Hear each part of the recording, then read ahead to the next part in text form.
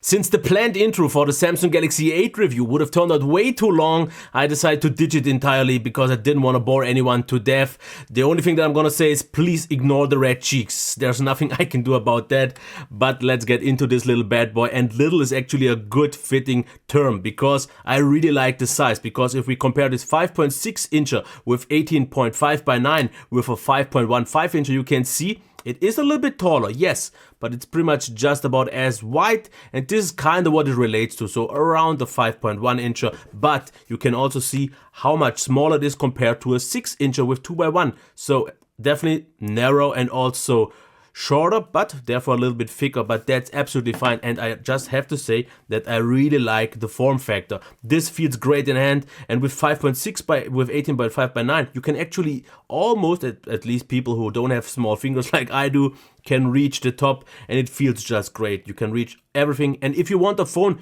that still isn't as big as all these flagships these days, I think this is actually it, along with the great build quality, because nothing screeches at all. Buttons feel really nice. I'm still not the biggest fan of the volume rocker position. I would wish for that to be on the right side, but as we can see here we have the speaker.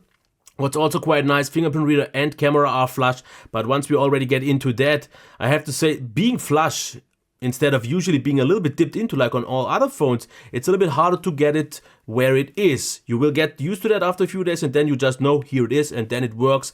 But once already talking about works, I have to say, as you can see here, if you turn on the screen, there is always this fade in and fade out animation, which actually artificially prolongs the whole unlock mechanism, because once the screen is on, the fingerprint reader is absolutely reliable and it's quite fast, definitely not on the best level, but once you put your finger on, it just takes a little bit longer than on many other phones.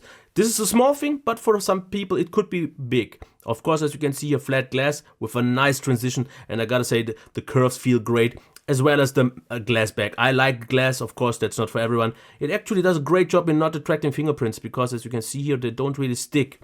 Also, great oleophobic coating on both sides. So overall, well-rounded everywhere. It feels great in the hand. Absolutely top job.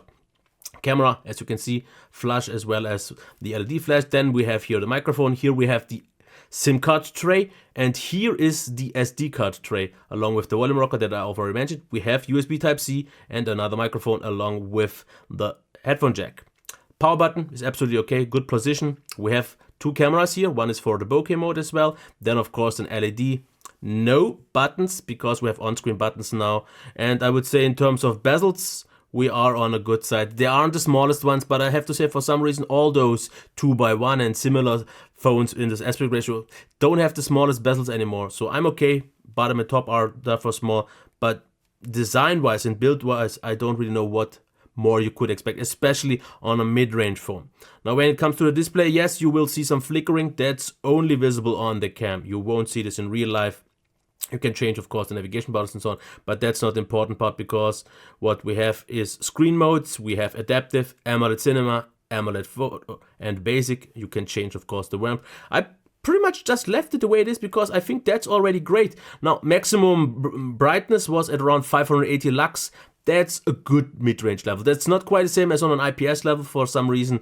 AMOLEDs just give me higher numbers, but it's good. It's absolutely good in normal sunlight, but I just have to say this display, even though just 1080p, is a lovely one. Colors are great. By now, I have to say they toned down the over-the-top calibration. Yes, it is a little bit oversaturated, but it looks so great. Sharpness is still fine. So this is pretty much the best AMOLED mid-range display, where I would say the Moto X4 has the best IPS mid-range display. But what about the speaker?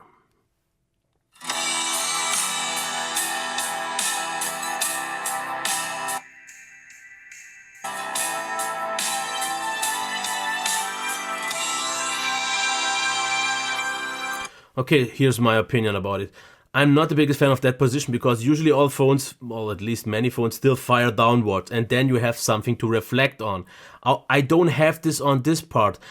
In movies, or if I watch a YouTube video or so, it's usually like this, Also no reflection. So the only thing you could do is have your hand here or just turn it this way around, which feels a little bit odd to me because then there is already the power button and I hit it often by accident.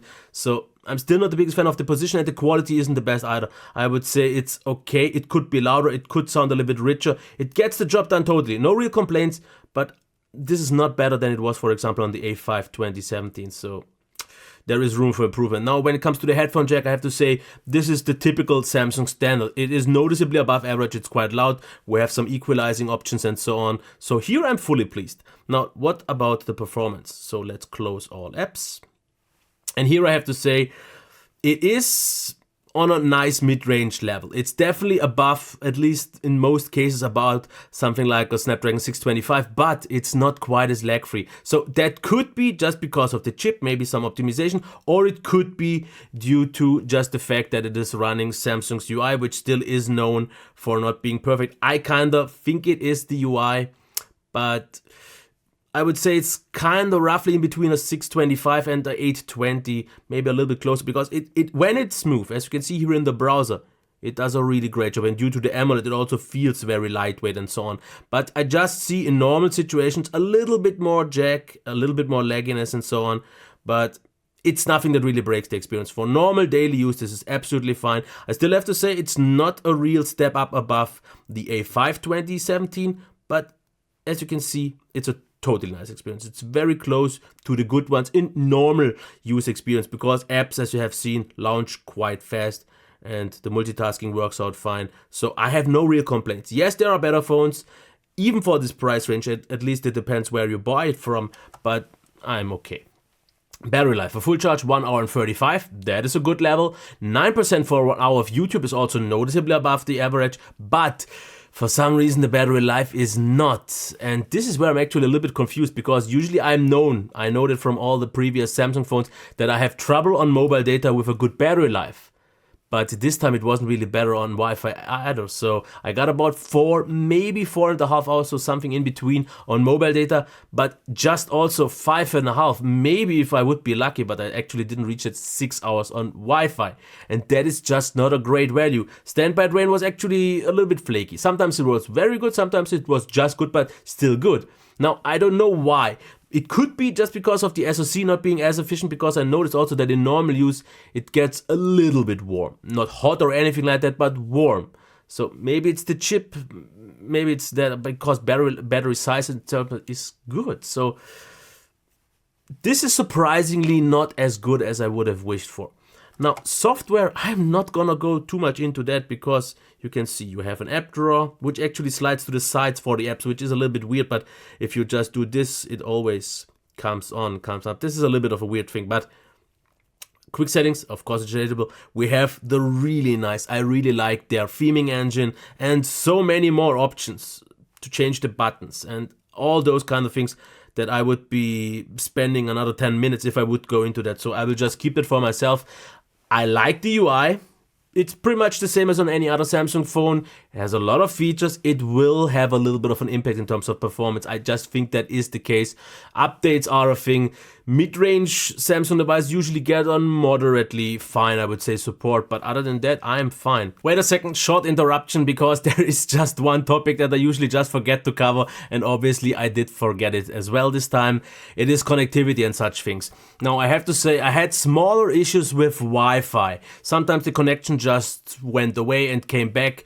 Not a huge thing, but I wanted to have it mentioned. The next thing would be mobile data. I had no problems. It was a little bit worse than on the best ones, but normal, I would say, still above average without any issues. And then call quality, it was absolutely fine. I had no problems with that. It's just about as good as on any other phone. So nothing really to be mentioned, but people always ask about it. So now I've covered it and let's get back to the normal review. So let's get into the camera software and this would be it. You can, of course, for example, like this, change between front and back camera. And then you have all the modes. By default, you already have auto HDR enabled, and I would just leave it like that because I think the cam, whatever it does on its own with HDR, does a great job. Here you could actually expand also the camera to be full screen, and I like the UI. You have all those options, but that's not as important as the photos are. So let's check those, and Weird, this should have not happened.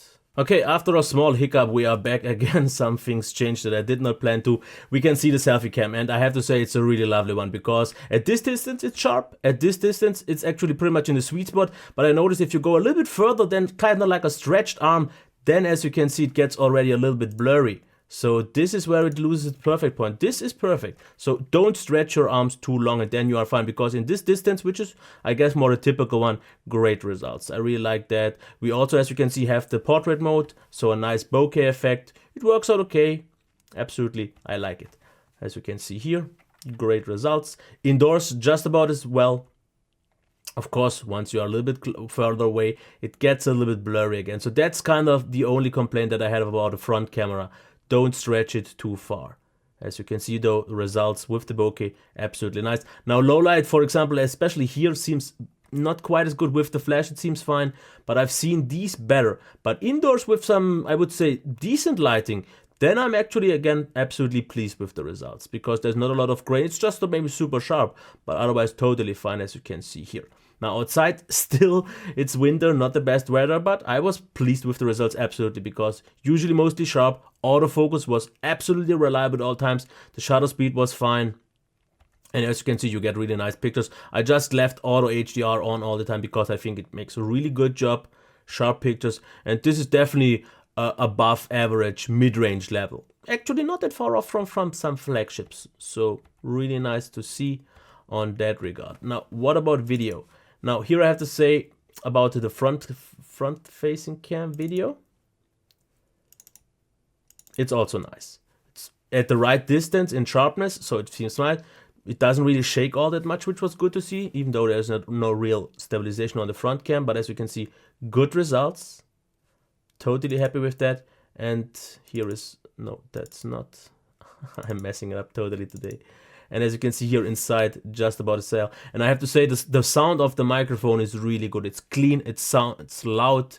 So in that regard, I'm fully pleased. If we go a little bit more into low light, as you can see here now, of course it degrades, but it actually maintains very good.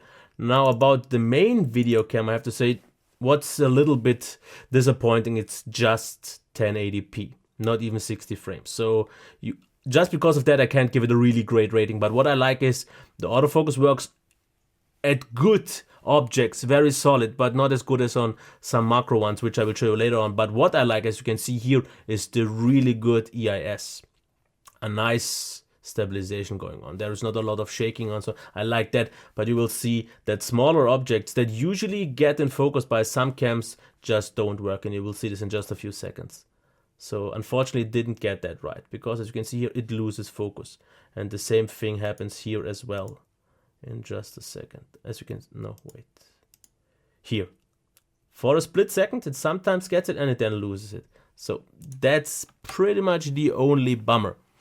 And that's why I would say let's go to the conclusion. Well, the issue right now for me is a little bit the price, but just for now, because I've already heard people saying me that in their region it already costs like 350 euros, and for that price I would say yes, you can definitely consider it. For around the 500 where it's right now, or maybe 450, I think it's still a little bit too expensive for just being a mid-ranger, because we are way too close to Samsung Galaxy S8 territory. I really like the design and all the aspects are on a really good level, besides the slightly disappointing battery life, but we just can't ignore the fact that there is still an A5 2017, and this is actually not a huge step up, because yes, the newer design, actually it's a little bit thicker as at least what I think, but it comes with 18.5:9, so we have the newer form factor. In case you don't care about that, you could just pretty much just go as well for the A5 2017, which is sometimes on sale here at least for 200 euros available, where this one is still like twice the price. And then you just have to consider the display isn't really better here. It's great already on the A5 2017, the design was great. Okay, you have the, for some people, better fingerprint reader, because the one on the A5 wasn't the very best one. Still, speaker is pretty much about the same, performance isn't really a big difference, battery life was better on the A5, the camera, yes, this is noticeably better here in all aspects. So if you want the overall more polished design device in general, with the just newer form factor, having something newer that could maybe also get like 1 year more updates, I can wholeheartedly recommend it because it does a really nice job. And at the moment, like I said, it's just the price that keeps me from pretty much recommending it without any issues, because we have many phones at this price range, really good ones from Moto and from all the other brands, and on sale even last year's flagships and so on, which should be considered. But they did a nice job, and I actually prefer this design over something like the S8. So really nice job, and I'm pretty sure, at least it was the case on the A5 2017, like in a few months when the prices come down, then I think this one will sell like hotcakes. But that would have been already it. So if you liked it, maybe a thumbs up. Otherwise, let me know what you thought. And yeah, I wish you a nice day. Until next time. Bye.